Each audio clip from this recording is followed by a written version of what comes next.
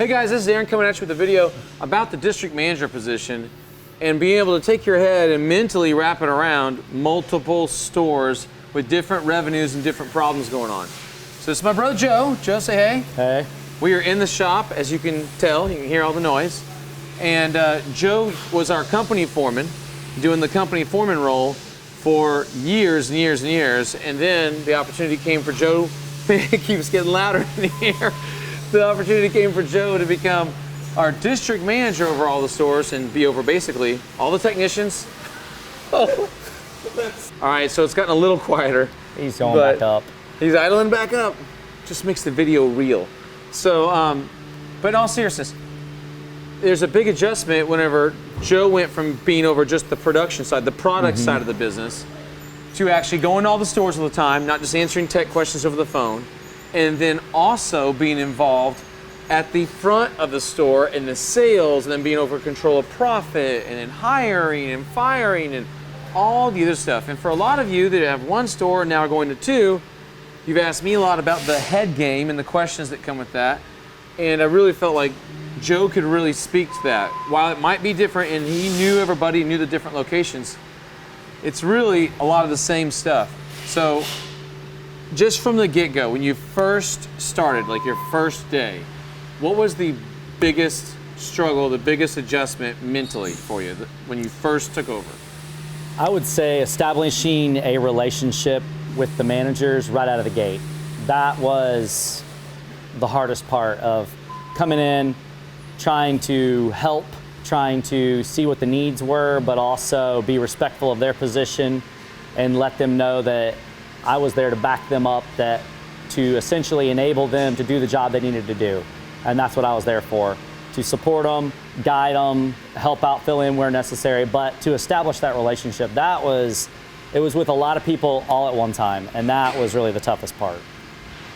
Well, and I think that if you got one store, you take relationships for granted. Yeah. You're always saying hi to Billy, you're always saying hi to Bob, always saying hi to Sally. The familiarity's there. But you go to two stores and all of a sudden you're gonna go, when's the last time I said hi to Bill? When's the last time I said hi to Sally? You know, you don't think about that part. And you also have to earn the reputation too, because even though a lot of them knew me, they didn't know me that well. They didn't work in my store where I was. I just came and visited. Maybe it was every couple months. So it wasn't enough that they exactly knew who I was, what I was about. Was I there to just come down on them? Was I there to support them? Was I, a nice guy, a mean guy?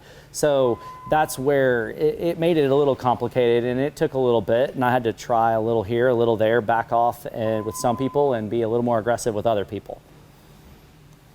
I like that. Lots of good points. Now, also when it comes to coming into all the different stores and you start identifying problems, deficiencies, what makes you switch gears from, okay, I'm going to fix all the problems, to, oh, there's a future problem, I'm going to start tackling that before? I know that's been a big theme with you the last couple of months is, hey Aaron, I see this is going to be a problem. Yeah. I know in a year, I'm trying to get on it now. And I think in the beginning when you started out, you dealt with all the problems, but a lot of people, they'd get the problems fixed and they would just coast and they let things calm back down. And you said, no, I'm going to keep ratcheting things up and dealing with future problems. So eventually when things calm down, we got lots of runway in front of us. And I feel like a lot of guys would go hire that one guy just to get relief, and they back off. And that's one of the things you've done a really good job with, is you got something handled and then you went and you found the next problem really before it manifested. Yeah. What gave you, one, the energy to do it? Because a lot of people are just so tired. You even came to my office and you said, I'm so worn out interviewing. I just lost 30 minutes of my life with this guy. Recruitment fatigue. So, one, where'd you get the energy to keep pushing past? And then two, how did you see the future problems? Did you see them based on the past and what had been happening, or what? I think a lot of it is getting to know your crew, watching, and my big MO with everybody has been, if you want the wins, if you want the home runs, you also got to be responsible for the strikeouts. So typically, and if you keep that sports analogy going, you'll see them striking out on little things. You'll see little balls being dropped. And essentially, to quote Greg Sands, I inspect what I expect a lot, very frequently, and I don't go and do it for them. I don't like to fix the store. What I like to do is go through the manager, go through the workflow, and start as least aggressive as I can, letting them know, hey, I'm seeing this. What are your thoughts? What do you think we should do? Run it by me. Cool, that sounds great. Let's throw it up against the wall, see what sticks. And then if it doesn't stick, then I go a little harder, a little more aggressive. And we've had situations where I had to sit on somebody's shoulders, but that's very uncommon. They kind of pick up on that I'm willing to do it, and then they move forward.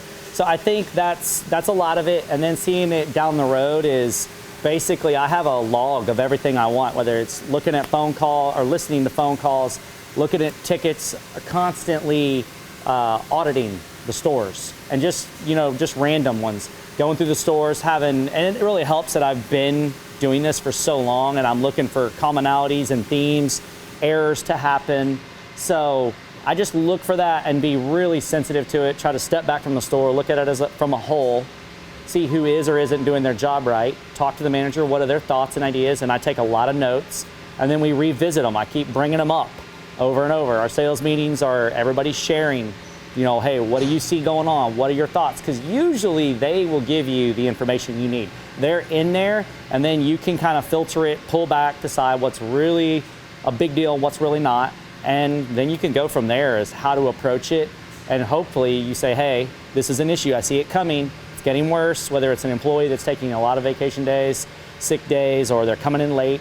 You get to see all this stuff ratcheting up, and you can say, let's start, finding that replacement, or let's, do whatever we need to do before things get out of control. So, but how do you find the energy? Like, you just relieved a problem. Like, you had a tech, a store missing a tech, been missing a tech for months. You've gone, and it's just one of those ones where you're like, interview after interview after interview. Find the perfect guy. Oh, it's for that location. It's too far for me to drive. Start over again. Interview. How do you get that energy to not give up? I think it's the same thing everybody asks you. Where do you get the energy to make all these videos at 11 o'clock at night? I'm asking you, though, so you can't ask me that. I mean, I was working last Sunday. I was working on Saturday. Where do you get that drive? The energy comes from I have an idea of where I want to see it. And it isn't going to get there just Monday through Friday now. Yes. A vision, a goal. I know where I want to be, and I know that even though I don't feel like it all the time, I gotta show up, put out, and make it happen. And that's essentially what I try to do. Is there are little breaks here and there where you get to take breathers, and what I have learned is you got to take those breathers when they present themselves. Don't just keep grinding and grinding and grinding. If there's a day you get away at 2 o'clock and everything's taken care of, get out, because on Sunday someone's calling, you're showing up, and that's what's going to happen. Or somebody's breaking into a store in the middle of the night. Or someone's breaking into the store, and you got to go handle it, and it's the police. But either way, it still took you away from your home, and you don't roll into your house till 10 o'clock at night, and it makes it rough on the family. So coming home at 2 o'clock occasionally makes a lot of that doable, and you've got to learn to rest. And if anybody follows me on Facebook, they know I have a second job remodeling my house. That is Which also... I've been trying to talk him out of. That is also difficult, too. I can't rest. I just ripped up the whole master bedroom floor last night. Yeah, like I was saying, I don't have a neutral gear, so... We're still trying to show him that neutral's like between first and second. It's that middle area. Nah, it's just go. It's just go. But in all seriousness, and let me point out this, Joe gets paid on the profit. So he is motivated the same way I'm motivated to see this turn into something.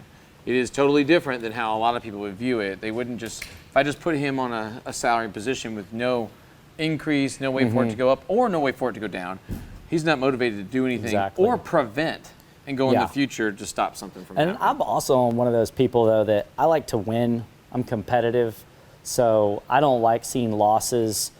I don't like seeing, I'm kind of on the end of with the money.